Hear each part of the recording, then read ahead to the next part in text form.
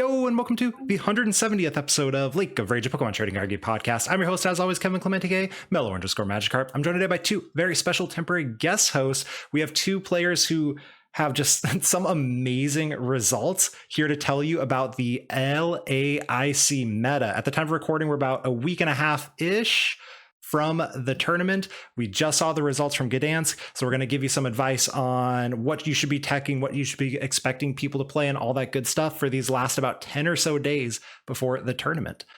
So I'm going to go and introduce my two guests real quick, and I'm also going to have them say how long they've been playing Pokemon and some of their accomplishments on the off chance you maybe not haven't heard of them, although I think both of these names are people you should have heard of. So the first one joining us for the first time, we have Sebastian Lashmet. Sebastian, how long have you been playing the game and some of those accomplishments? Hey, what's up, everyone? My name's Sebastian Lashmet. Some people also call me Bass. I've been playing the game for 8 years now, something like that. I kind of started with a pretty decent career in seniors. I got second place at the World Championships one year.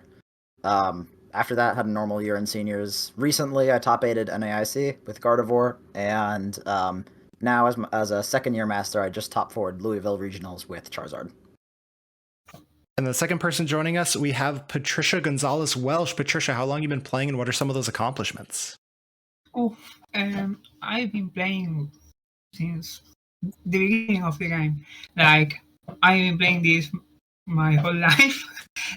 But I started playing competitive in 2009. Some of my accomplishments are I won Argentina National Championship 2 times in 2011 and 12. I also got top 16 at Worlds. And in more recent era, I got top 4 2 times at regionals. Once at 2019 Sao Paulo regionals, and the other one was at 2022 Porto Alegre regionals. I got top 4 playing with Mewtwo Control. And I also won one time Argentina special event playing with a super weird Bastinian deck. So yeah, I'm not only playing in 1 week and a half. I'm also playing Argentina special event next week. Ooh. It's 1 week before LAIC. So yeah, it's going to be 2 weeks full of Pokemon, and that's pretty neat. Yeah. I'm curious. I know you told me this when I DM'd you, but I completely forgot. So, Patricia, for just the general of the SPE into LAIC, are you pretty locked in? Are you gonna I'm gonna play the same deck probably on both tournaments? My 60s are gonna be really similar, or are you treating them entirely different? Yeah, that is a good question. I don't know.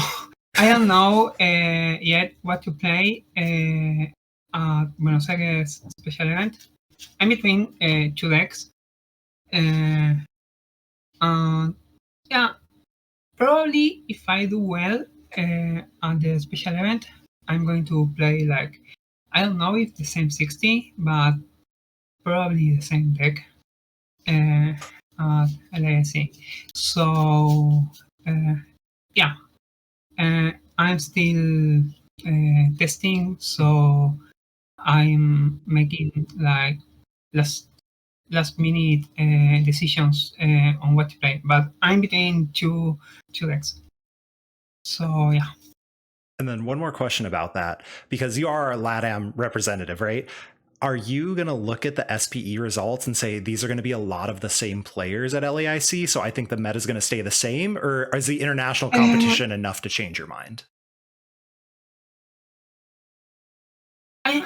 I think it's going to be different because most of the players in the Buenos Aires special event are going to be people from Argentina. So I know that metagame is different in Brazil, in Chile, For example, a lot of Chilean players love to play Lugia, and Lugia is not that popular in Argentina, for example. Um, I also know that a lot of players, I don't know if it's still being like that in this meta, but a lot of players in Brazil used to love to play Charizard, and it wasn't that popular in Argentina. Gardevoir was super popular in Argentina, and it was not that popular in Brazil. So I don't think the special event metagame is going to be like that much same in the LAC. We know most of the players in LAC are going to be Brazilians, and most of them are not going to be playing in Buenos Aires special event. So I think the metagame is going to be different in both tournaments. Perfect. Maybe there are a couple of decks that remains like being the most played, but I'm not sure about the whole metagame being the same in both tournaments. Mm-hmm. Perfect. Thank you. So, that's really good advice for anyone who maybe is looking from the outside in, right? If you see the SPE results, what Patricia just mentioned is going to be incredibly important of like, it's not everyone at LAIC. So don't necessarily assume it's going to be a one-to-one of what the meta was. But now I'm going to make you both predict. Oh yeah, please. Yeah, there is another thing that Buenos Aires special event is going to have like 300 players, and LAIC is going to have way more players. So that is another thing to take in consideration for that. So yeah, go on. Perfect. So I'm going to have you both predict the top 5 decks. And I want you to say if they will convert positively or not into day 2, or maybe if they kind of stay the same, right? So you're allowed to say too, if you're like, okay, number 3 and 4 are going to be the same percentage, you can say that stuff too. But I generally enjoy this question. So Sebastian, we'll start with you first. What are you expecting those top 5 decks? All right. So I think in general, like I don't even know if top 5 is even like enough to represent the meta because it's so diverse right now. I think it's probably going to be. I think Bolt's probably the most popular, just because it's like remains the most popular for a while. Although I think it's probably going to drop a little bit from what it's been earlier, right? If it's maybe been like 14% recently, then I think maybe it drops to like 13, maybe even 12. I think it's not going to convert that well. I think the biggest thing Bolt has going for it is that it beats Regidrago, and then it's like pretty okay into everything else. But I think that like I don't think it's like good enough of a deck to have a super high conversion rate, especially if it's like the type of deck that a lot of newer players kind of just like to pick up and run with. So that's maybe like 12-14%, I would say, is probably the most popular, but not by a huge amount. The second I would probably put Lugia. Everything like from 4 to like honestly even like 7 are probably all pretty close to each other. They're like 4 to 6 or 7. I'd probably say the next one will probably be Lugia, which I think probably will convert positively. I think Lugia is definitely very strong right now. It's kind of I think we were talking about this a little bit before we started recording, but I think Lugia is probably the best deck that just any player on average can just pick up the deck, get like average results with in terms of like draws and flips and stuff, and just like get like expected value rewards and probably do the best on average. So that's the reason I would probably put it as like the second most popular deck. I could kind of see Regidrago overtaking it at third, right? I think Regidrago and Terapagos are like number 3 and number 4, although I'm not totally sure where they would be relative to each other. I'm gonna say for now I'm gonna put Regidrago over Terapagos. just predicting that the international results, it just won like 2 regionals in Europe and has been doing insane, right? So I would say that Regidrago is probably number 3. I could even see it jumping up to number 2. I think it's going to have a positive conversion rate. I think its only really sketchy matchup is Bolt, and then it's like fine to everything else. After that, Terapagos. I know Terapagos did fairly well in some of the special events at the beginning of the format, right? Mhm. In some of the Latin Yeah. American events, right? Yeah. It also did just get second place, and it's kind of getting to get like the Tord bonus. Everyone just like net decks Tord and runs that. So it might go. So I'd say Terapagos definitely is in contention for anywhere from like 4th to 2nd, but they're all probably pretty similar. And I think that Terapagos is gonna have a slightly under average conversion rate. We can talk about it later, but I think that the deck is like good, but definitely not like broken good. Mhm. And then I guess what's the next one after that? I think the next one after that would probably be Charizard. Charizard's dropped off a little bit at some of the European events, which is kind of confusing to me because I still think Charizard is like insane right now.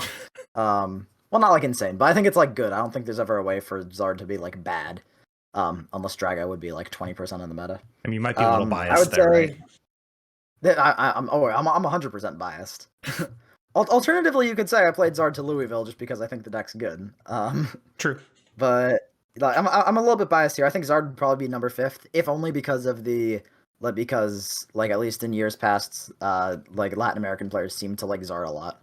Mhm. In terms of conversion, I think the deck's well positioned for the tournament, but I don't think it's gonna like I don't think that it's going to get like a super high conversion rate. I think it's probably like slightly under average. Perfect. And then Patricia, what are your top 5? And do you think they're going to convert well into day 2?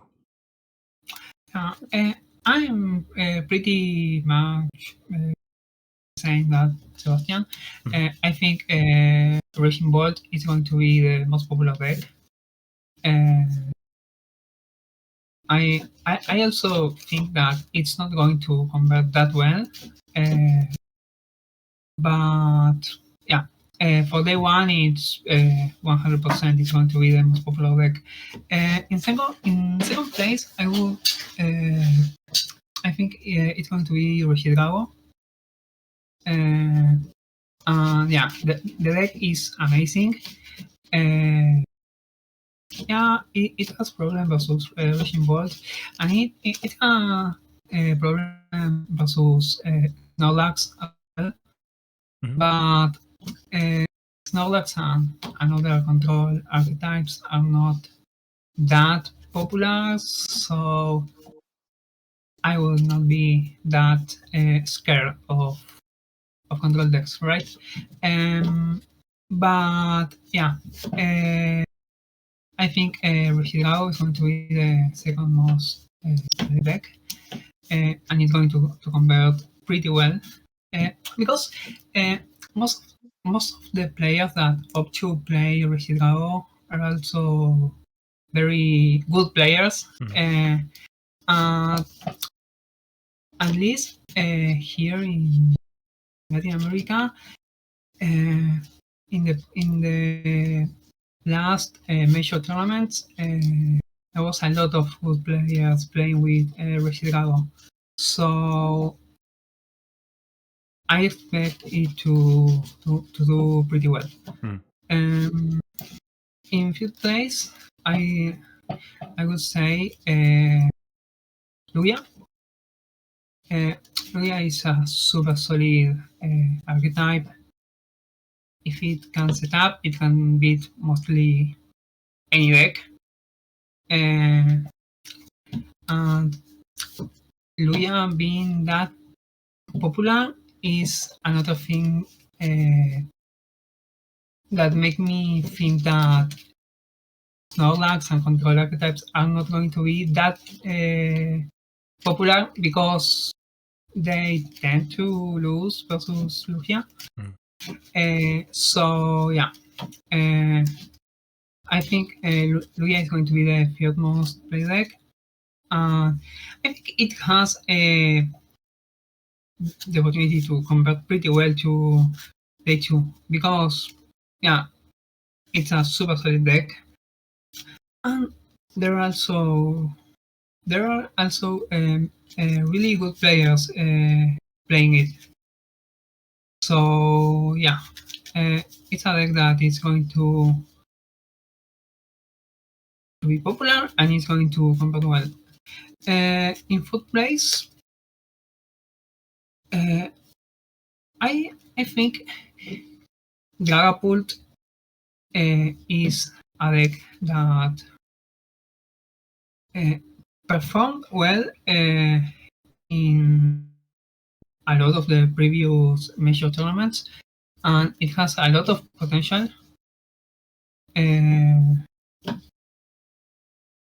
It struggles versus Raging Bolt, but Regidrago struggles versus Raging Bolt as well, and I think it's a really good deck and it's going to do pretty well. So I think Dragapult is going to be the fourth most popular deck. Mm-hmm.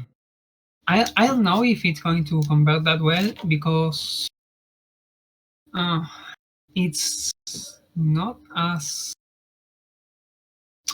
consistent as the other decks. It has like a lot of wacky hands that you cannot play. But the five the deck I think is going to be Tirapados. As Sebastian said, it was it did pretty well in Latin American tournaments like in Joinville. I mean, it got second place and for Joinville, it won the Lima special event. So even if the versions played here in Latin America are pretty different than what Todd is playing right now. Like Todd Terapados is more like control-ish with the Bowflant and Penny, Turno, Palpal.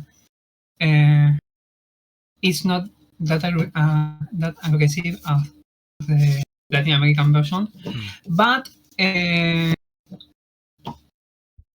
even if the versions are different, I think it's going to be a popular deck.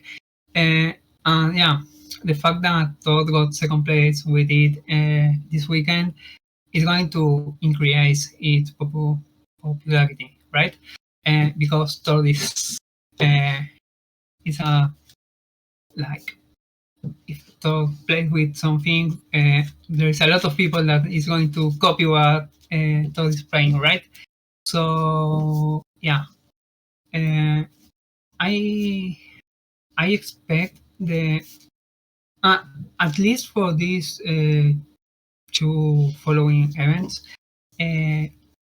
top list is going to be like popular because it's top list. I personally don't like it that much. I don't like the Bowflant version, but we can discuss that later. But I think Tirapados is going to be the 5 play deck. And as Sebastian said, I don't think it's going to convert that well.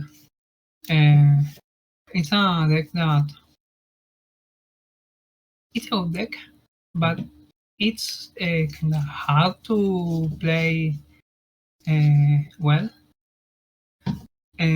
So there is a lot of situation that can make you get a DPL while playing Terapados, like playing Nocturne with Terapados in play, forgetting to discard before promoting when your Terapados is knocked out and you don't have any other Terapados in play. And I think small things like that can make people lose games, and it's not going. And it's going to be reflected on how the deck converts to day 2, I think. So yeah. So Counterpoint, I would argue that please. Counterpoint, I would argue that if people are like forgetting that they need Terapagos in play and then Noctowling, not being able to, they probably weren't making day 2 anyways, right? Yeah, but today in the Gdansk regional stream, there was good players forgetting to use forgetting about having Terapagos in play to use Nocturne. Caleb in his I think it was the winner into base. He forgot to play down Terapagos, and that cost him the game. So it can happen even to good players. I did not see That's that why match, but I yeah, was, that's wild. yeah. I've done it on PDCGL ladder before. I think we've all done that one Yeah. before. It happened a lot of times when I was testing the deck for Shenbi Regionals, playing in PTCG Live. I wasn't used to use the Nocturne and Terapagos mechanic, so I forgot to have Terapagos. But that is something that happened to you once, and then stop happening, right? Because you remember after that. But yeah, that can happen even to good players. So I want to go off of something both of you just said, because you both mentioned the quote unquote average player. And as the average player in the room right now, I want to co-sign what you both said. So Sebastian, you mentioned Lugia as like, that was your example of like the average player can have average draws and do pretty well with the deck. I've been playing a lot of Lugia on live. I will confirm. Great play for people who are playing the game, but maybe don't have that amount of time. And Patricia, you mentioned average player picking up the Tord deck. I will confirm, I DM'd a friend earlier today when I saw Tord was the first seed, and I was like, yo, we should start playing Terapagos. Like, we could just buy the $40 Metafy class and get all the matchups that I don't have to then, learn them and things like that. So, if I'm flying to, and I'm not, but if I'm flying down to Brazil for this major tournament, and I was already interested in Terapagos, I drop $40 and get the whole guide and good to go. So there is some value there, right? Where you're like, well, it seems like a good deck. I have a list. I have someone to tell me what to do for what is, compared to flying to Brazil for me, significantly cheaper. So that's both pretty true, right? Oh yeah. I want to jump into both of your number one decks. So there's not a ton to talk about with Raging Bolt, but there is one like elephant in the room for Raging Bolt, and that is the number of bravery charms you would expect. So we saw Caleb Gedimer win with Raging Bolt, which I just have to remind people, it did win a regional. Everyone kind of acts like that never happened. It did win. We're embarrassed. I mean, you were there. That is kind of on you, to be fair. Okay, my bad. I got it. Actually, I ID'd him into top cut. I'm sorry, guys. I mean, that's fair. You're like, oh yeah, I get a Raging Bolt in top cut, I'm good. But then we saw the next weekend in Lille, we saw Anthony Argenti, I'm not sure if I said that name correctly because it's French and I'm not French, play 4 bravery charms in the list. So I think the biggest thing is, are you expecting Raging Bolts to still run bravery charm? And if so, how many would you expect an average Raging Bolt to play? Patricia, why don't you start us off? Is it still running charm, and how many do you think? I think Raging Bolt is going to definitely keep playing with bravery charm. It helps a lot in a lot of matchups, but it helps a lot versus Terapagos, for example, because you can charm the other opponent bench, so they can't one hit KO with Unified Beatdown. You can charm your Raging Ball to make it take the hit of Blood Moon or Saluna. So yeah, I think it's going to be a stable in Raging Bot from now going on. And I'm not sure about how many, but I think 3 is the average. So that's what I would expect people to play. So yeah. Sebastian, same question.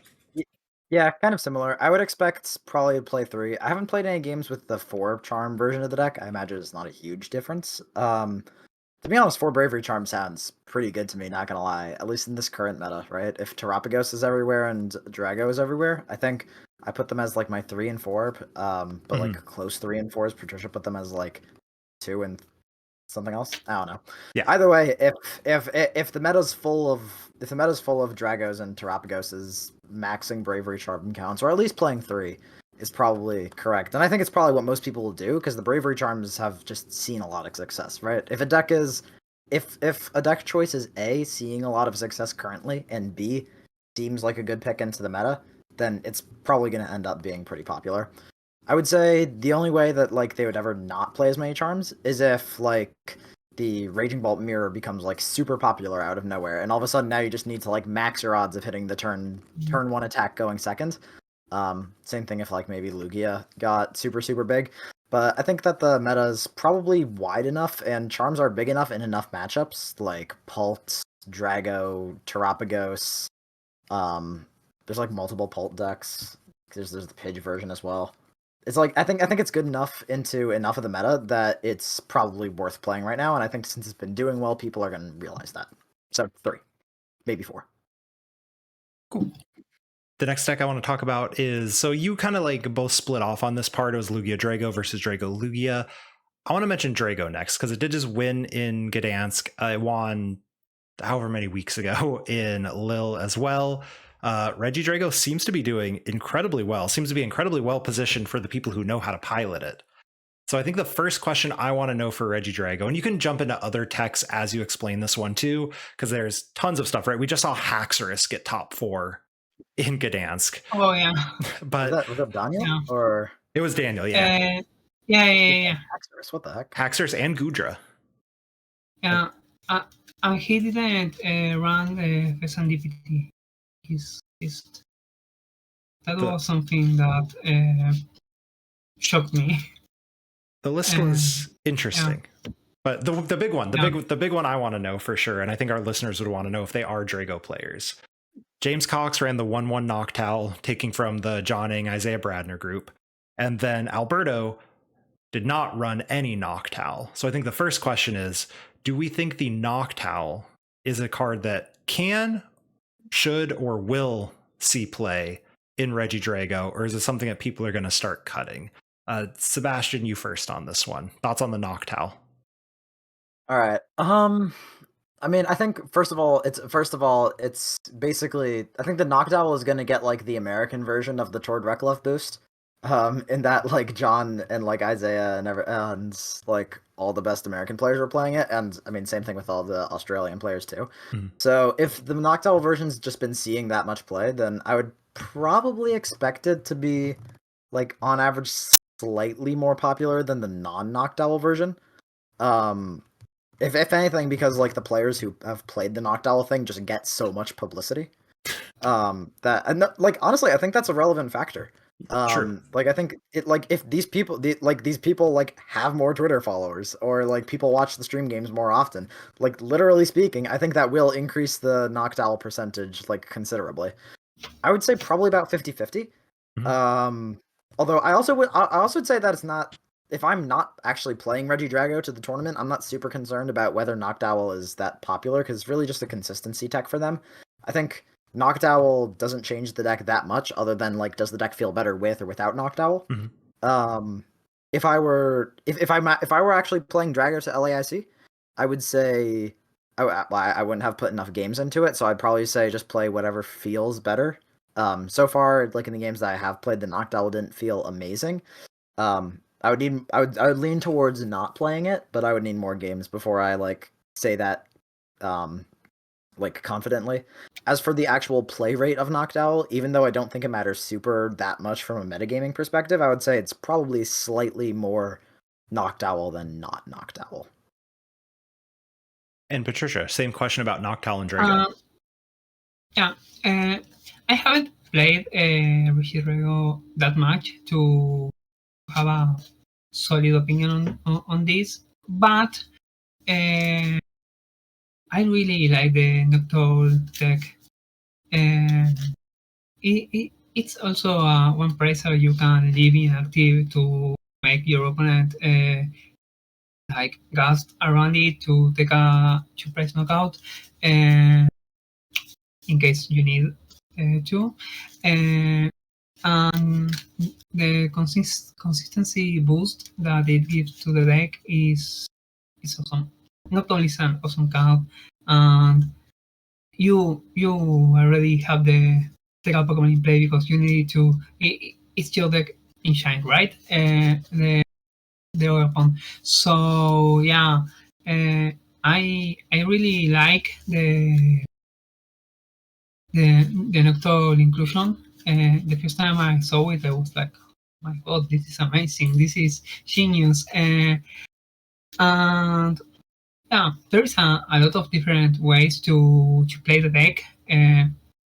Like Alberto won without playing Noctowl. Daniel got top 4 playing with a super weird list with Haxorus, Gudra, and not Fezandipity. And he didn't have Noctowl as well, right? I don't believe so. Yeah. I don't remember seeing Noctowl in his list, but I'm not sure. I mean, I didn't see the picture of the list, so I don't know. But by watching his stream games, I didn't saw Noctowl. So I just looked up the list for our viewers who are watching or listening. Daniel Magda did not play Noctowl. Instead, he played 2 Dragapult DX, Gudra, Kyurem, Tina, and Haxorus, and then he played a quad Ogerpon, and he played 2 Superior Energy Retrieval. Otherwise, it's like a pretty standard list. Sorry for interrupting. Perfect, thank you. Okay. So yeah, as Sebastian said before, the Noctowl list is going to, I think, it's going to be slightly more popular because of the players that are playing it. I really agree with that. And I also like the Noctowl inclusion. I haven't played that much with the deck, but the few games I played with Drago were with Noctowl, and I liked it. So yeah, I'm a pro Noctowl. Yeah. I have one more Drago question, and that's about the stadium counts. So we've seen in various times in the past few months, Sinnoh seemingly becoming a staple. Jamming Tower seems to be leaning towards becoming a staple, maybe not 100% in there. And then we had originally seen Pokestop at Worlds, although that seems to be falling out of favor. So what stadiums are you expecting Regidrago to run going into LAIC? Patricia, why don't you start us off? What stadiums do you expect the decks to run? At least one Temple of Sinnoh. I would always expect my opponent to have Temple of Sinnoh. That's why for Shenville Regional, I played with Snorlax using 3 Mist Energy, and I was running 1 Lost Vacuum in my Snorlax list to deal with the Regidrago Temple of Sinnoh. Because I expected I expect people playing it. Yeah. So I would expect at least one Templocino. And with Raging Bot playing with Brevic Charm, I wouldn't be surprised if the Hidalgo players are running Templocino and Shaman Tower. Because it shuts down the Brevic Charm. So yeah. I really don't expect people playing with Pokestop. I never liked Pokestop in Rego. And I think with the current lists, is Pokestop is not that needed. And you need the Templocino in the deck. I think you will need the Shaman Tower as well. So I think that are the two stadiums that are going to be played. Sebastian, in agreement, disagreement on the two stadiums? Mostly in agreement. I think at this point, Sinnoh is pretty much just a staple. I think Sinnoh basically flips the Lugia matchup from being probably 40-60 Lugia's favor into being, like, honestly, maybe even 60-40 Drago's favor. Like, I played Drago for Worlds and for Baltimore, and, like, every time I hit Lugia, I was like, wow, Sinnoh makes this matchup, like, really easy. There are just so many routes you can take. If you don't play Sinnoh, the Lugia player just gets, like, so many tools they can play with. But if you do play the Sinnoh, you can just kind of just throw out whatever 2 attacks you want to at the beginning of the game, and then like figure out a way to cure them for 4 or 5 prizes in the late game. I love that. No, just seriously, figure it out strategy. Yeah, no, seriously, like you can kind of just like autoplay for the first half of the game, and then be like, all right, well, I've set up like 500 damage on their board. How am I gonna do this? And you just like Trifrost, boom. That's a little oversimplified, but yeah. So Sinnoh, I think, is definitely a staple, and that's like. Plus, considering that Terapagos is a thing, I think it's like it would be insane to not play the card. As for Jamming Tower, I think Jamming Tower will probably be.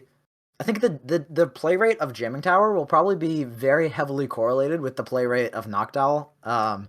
Just because that's just been shown up in the Australian/American Regidrago list. I think. Like, that being the one with, like, the Noctowl, Jamming Tower, the John Ang list, right? I would expect that those are pretty heavily correlated. Maybe a little bit less Jamming Tower than Noctowl. I don't even know about saying that. I think it'll be, like, pretty heavily correlated, and maybe slightly more Jamming Tower than not Jamming Tower. I think Pokestop is a pretty good card. I just don't think there's enough space in the deck right now. Makes sense. The next deck I want to go to was both of your 2 and 3 deck, and that is Lugia. We kind of mentioned Lugia a little bit. So there's been some variation on Lugia and some of the cards that can be in it. So I want to know if you're going to play around your opponent having these cards. So your opponent flips over a Lugia in game 1. Are you going to play around a second Minccino, card like Thornton, and a card like Wellspring Ogerpon? Because I think these are the 3 that are going to change your game plan a little bit, right? So, Sebastian, I want you to start. And those 3 again were Wellspring Ogerpon, second Cinccino Minccino line, and I completely forget the other one that I just said. Thornton. You said Thornton, although I'm kind of confused where Thornton's coming from here. Thornton's from the Yurko's list, correct? Okay. Well, judging that I was confused at you mentioning Thornton, I think I probably wouldn't be playing around Thornton. I think, like, I mean, maybe if, like, it's in the late game and Thornton just wins them the game, then I'd be like, okay, sure, I'll try to, like, play around it, but I'm not going to bend over backwards to play around Thornton unless my opponent takes a line that I think indicates that they might be playing Thornton, right? Yeah. Also, because I do like, want to point out, just for the sake of why does Thornton matter, it was not in Yurko's list. I don't know where I came up with the Thornton then. I assume it was somewhere at some point, I promise, but I don't know what it was. Anyway, continue. Yeah. All right. Yeah, so I would not play around Thornton. Maybe like a little bit, but like unless I see more lists playing Thornton, then no, not really. I would say for Wellspring Ogerpon, I think I'm also leaning towards not playing around that. Depends on like the situation, right? Like let's say, like if you have an extra Buddy Puff in search, you might as well get Manaphy. But like I generally wouldn't play around it. I have to look at like the total number of lists that on average play Wellspring, but I think that the like general standard lists, that being Rahul's and Kjaran's, probably those don't play Wellspring, right? Correct. So yeah, no, they don't. So I probably wouldn't in general. It's also I noticed that a lot of players like either if they're using Ogerpon, they're either using it wrong or they're like using it at the wrong time. Like keep in mind that if you're Wellspringing Ogerponing and shuffling all your energy back into the deck, that doesn't mean that you've taken like a whole turn to use like 1 or 2 chops and then not get any energy that stays in play. And it's really easy to just punish them by killing an Archeops in return a lot of the time when that happens. Mhm. So I would say like I'd probably play around Wellspring if I think it's going to be that big. I don't think the card is that good though, and I think a lot of people are just going to use it at the wrong time, and then I'm going to be like, oh, okay, cool, I got Wellspring. I wasn't playing around that, but I guess I just win now. Go kill an Archeops. um, so yeah, I wouldn't play around Wellspring unless it's like super easy to do so. And then what was the other one? The number of Chinchinos? Yeah. Yes. I would assume I would assume that the average list, like if my opponent flips over a Chinchino, or I would assume that on average I would assume 2. If Mhm. it's depending on what else I might see in the list, then I might change what I'm thinking, right? If I see like a Raikou or something, I'm assuming 1, because I think the only Yeah. popular list that runs Raikou is probably the Rahul list, and that's running 1/1 Chinchino line. I would generally try to assume that they have 2. Just to be like better safe than sorry, because I mean, knowing how many Chinchinos your opponents have is like huge against Lugia. Like a lot of game plans revolve around try to knock out all the rats and just hope that they don't have an extra one to blow up your attacker. I would assume too, if you have reason to suspect a third, for example, like maybe your opponent lets it slip that they don't play a weird ear or something, right? That's an indication that they would only play that they would be playing a full 3. But I would assume 2 unless you have reason to think otherwise. Before we send this question to Patricia, I want to defend my Thornton real quick. I just looked it up. It was in the winning Philippines list, and it was in Ethan Wild's top 8 list in Lille. So I knew I saw it somewhere in Lugia. You could still call it bad. I'm perfectly fine with that. I'm calling it bad. I don't think you're hitting all the pieces in the late game. And it at least was playing like 1/2 Cinchino lines, right? Yes. It also had the weird one too. Yeah. I remember seeing that. In the well-defined evolution Pokemon, I would think that they wouldn't need like an extra, right? I assume it's because, and I didn't listen, Ethan was on a podcast, the Beach Court podcast recently, and I didn't listen to it because I was like, I don't care about Lugia. Sorry, Ethan. But definitely explained on there. So if you're wondering about the 1-2 line, go listen to that podcast with Ethan. Anyway, Patricia, Lugia, same question, same. Yeah, I wouldn't play around Toton unless, I mean, if they discard the Blood Moon Rosaluna out of nowhere, I probably would expect that it can came back to the game because it's a card that it's good to close games, and if they discard it out of nowhere, probably they can bring it back. But generally, I wouldn't play around Toton because it's not a popular deck in Lugia. Even while I saw it a lot in League Cups here in Argentina, people playing Lugia with Toton, but I don't know. I don't think it's going to be a popular deck. It's really hard to pull out Totem plays. So yeah, I wouldn't play around Totem. About the Ogapon, the Westspring Ogapon, Uh, I think this might be a mistake, but uh, if if the player I'm playing against is from Chile or from Argentina, I would expect they playing with Orapon because of Yarko list. But if it's not from Latin America, I wouldn't expect they playing with it. It can, I could be wrong, but yeah, I would play around or opponent if my opponent is from Latin America. Interesting. I like that logic. I don't know if it's right either, but that's like an interesting way to look at it. Do you think? Yeah, actually, this is a good question for Patricia. Do you think that like the player base in those countries is like small enough or like close enough packed together that you could like infer their deck based on the nationality of the player? Or I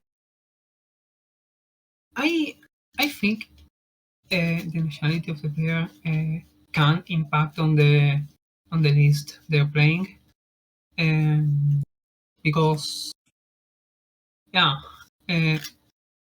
I think the Chilean players like playing with the European in Luya.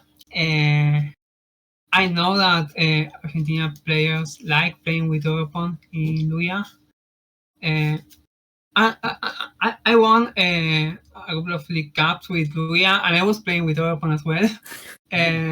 So yeah, you're a good example. I like the Europon in Luya, but yeah, that is my statement about Europon. I would play around it based in the nationality of my opponent. And about the Cinchino line, as Sebastian said, if if I see that they're playing with Raiko or Lightning Energy, I will assume that they are playing with 1-1. But if not, the average is like 2-2. Mm-hmm. So I would always expect them having 2. Okay. Yeah. The next deck I kind of want to talk about is, so both of your 4s were different but the same, and you're welcome to yell at me for saying these 2 decks are the same, but we had Charizard and Dragapult, and the reason I'm going to say they're the same is exactly, I think the techs end up being similar value or not. So I'm curious for the stage 2 decks, not Guardy, whatever, who cares? Guardy's a stage 1 deck. That has more Curlias than Guardy's. Exactly. Yeah. If you want to ask Guardy questions, DM Henry Chow, and I assume I can ask Henry. We're locals. I can ask him. There we go. But let's talk about the stage 2, right? Zard and Polt. So for either of them, and you can say as good in one, bad in the other, but a couple cards I want to talk about are Manaphy, because Greninja's kind of coming back a little bit, I guess. And we just talked about Ogerpon. Lost Vacuum, because I don't know, there's a lot of stadiums, there's Bravery Charms, there's maybe it's good. And then another one that I want to think of is the what's it called? The thing that gets the thing. Oh my gosh, Mist Energy. Mist Energy, which is probably more of a Charizard card than anything.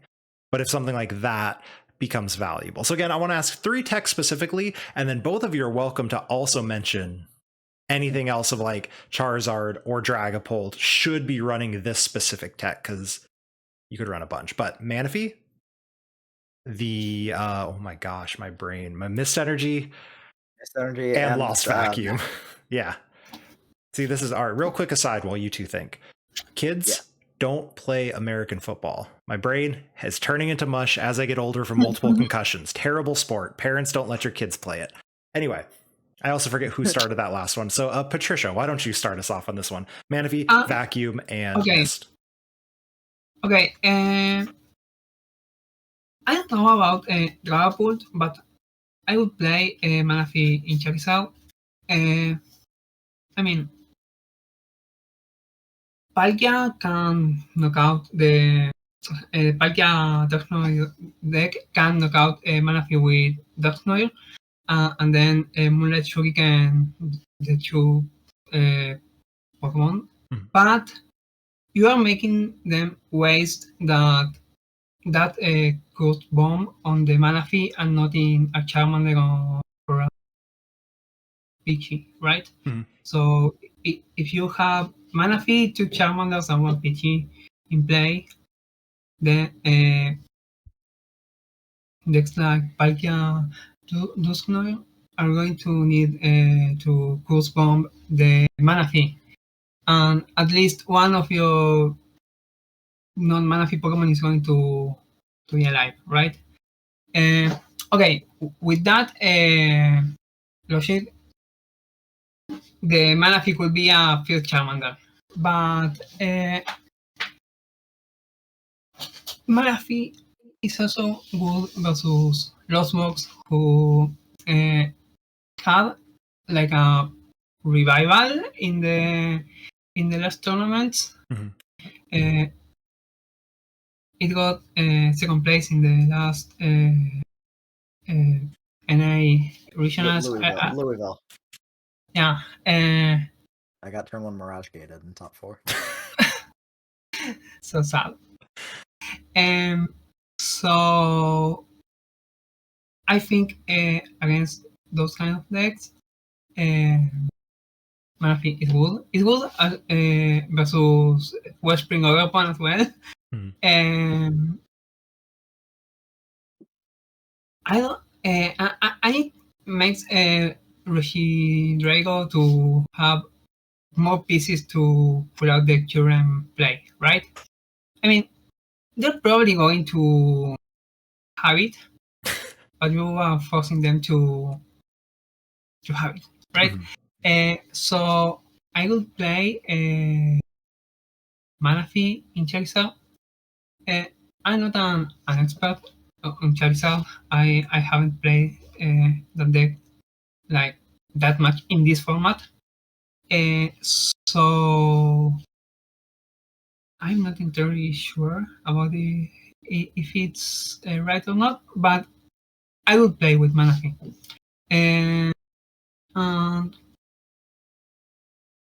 not sure if I would play Manaphy in the output.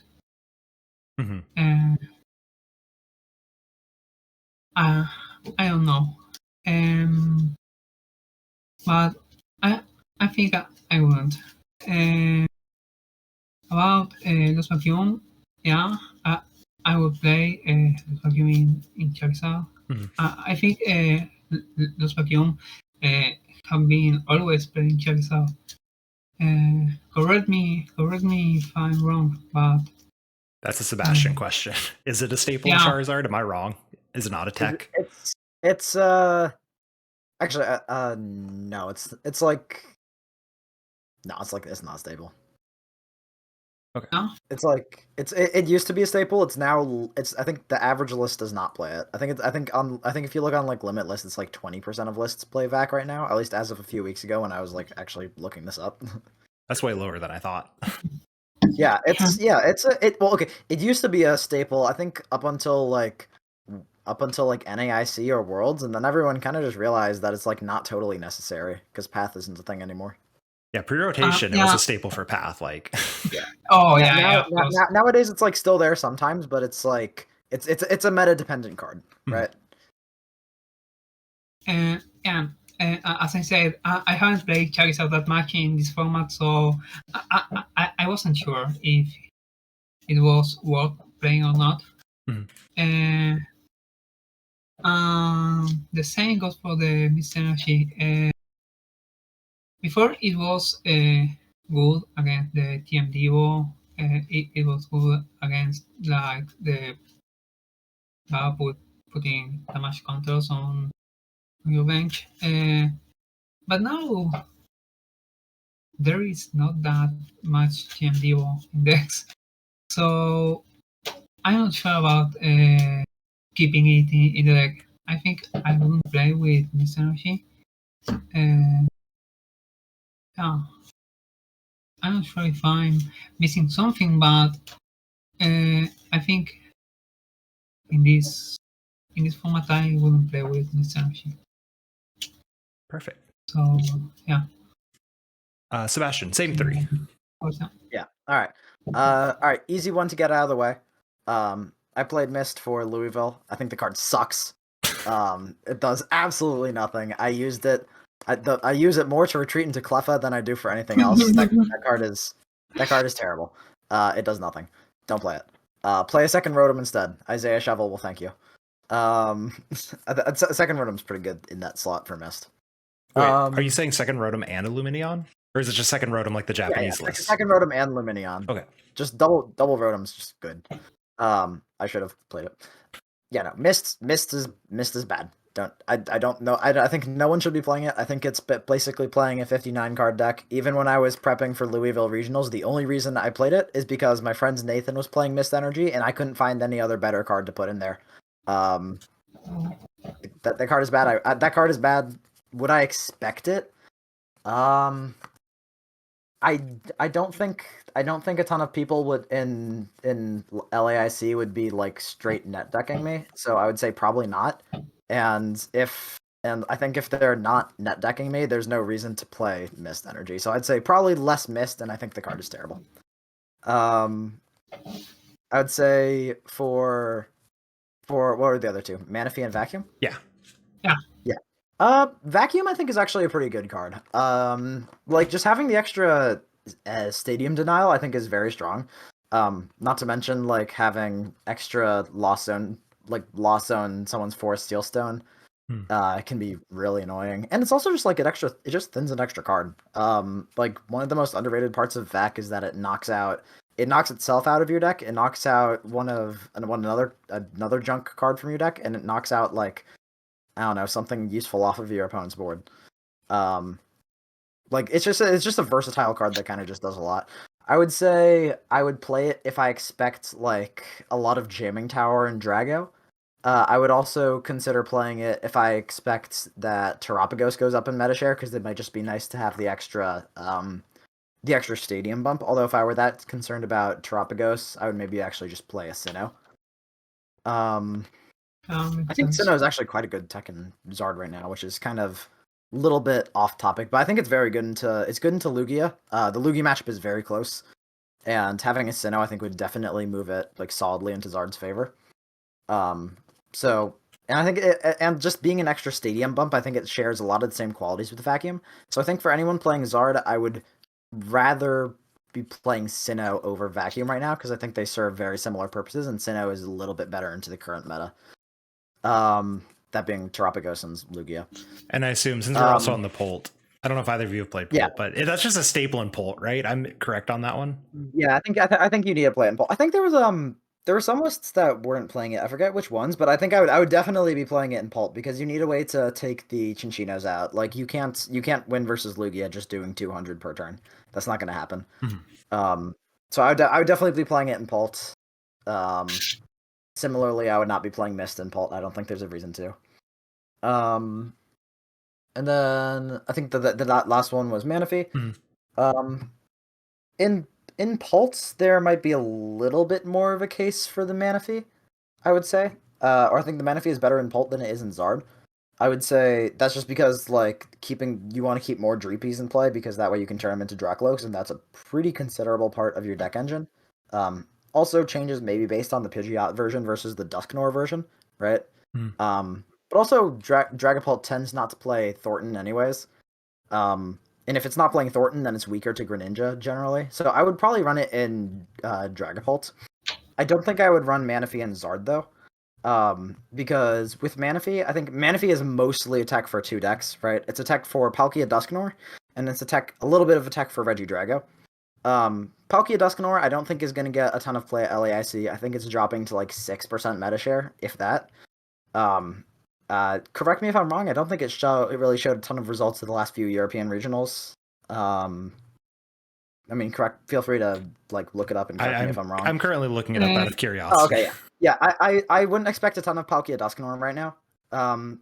And I also wouldn't expect a ton of I wouldn't expect a ton of really good players to play Palkia Dusknoir to LAIC anyways. And especially when day one players play Palkia Dusknoir, I noticed this because I played multiple of them on day one. They go very aggressively for the Star Portal Greninja, kill 2 Charmanders or something, and then they very quickly lose to Unfair Stamp plus get a Pidgeot EX out, and then you start to slowly mount a comeback. I'm not really that scared of getting Greninja if I'm playing Zard. I think it's sometimes a little scary if I don't have a great board state, and then they can just go knock out all my basics quickly.